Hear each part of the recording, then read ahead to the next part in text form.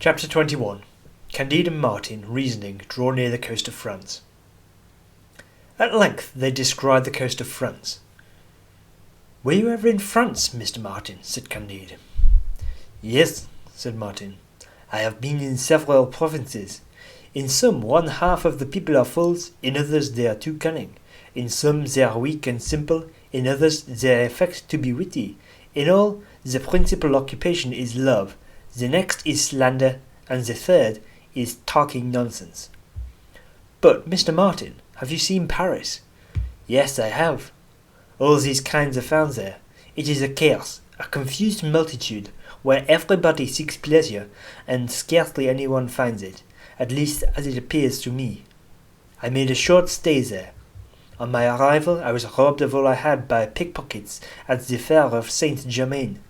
I myself was taken for a robber, and was imprisoned for 8 days, after which I served as corrector of the press to gain the money necessary for my return to Holland on foot. I knew the whole scribbling rabble, the party rabble, the fanatic rabble. It is said that there are very polite people in that city, and I wish to believe it." "For my part, I have no curiosity to see France," said Candide. "You may easily imagine that after spending a month at El Dorado, I can desire to behold nothing upon earth but Miss Cunegonde. I go to await her at Venice. We shall pass through France on our way to Italy. Will you bear me company?" "With all my heart," said Martin. "It is said that Venice is only fit for its own nobility, but that strangers meet with a very good reception if they have a good deal of money. I have none of it. You have, therefore I will follow you all over the world." "But do you believe," said Candide, "that the earth was originally a sea, as we find it asserted in that large book belonging to the captain?" "I do not believe a word of it," said Martin, "any more than I do of the many ravings which have been published lately."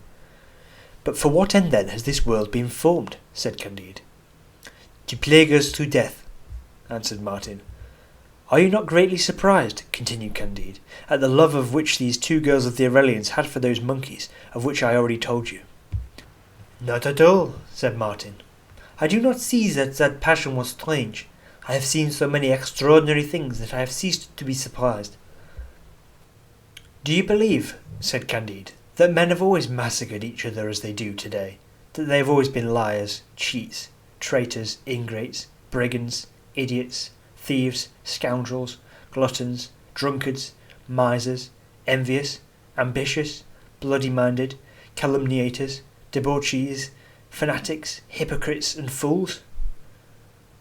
"Do you believe," said Martin, "that hawks have always eaten pigeons when they have found them?" "Yes, without doubt," said Candide.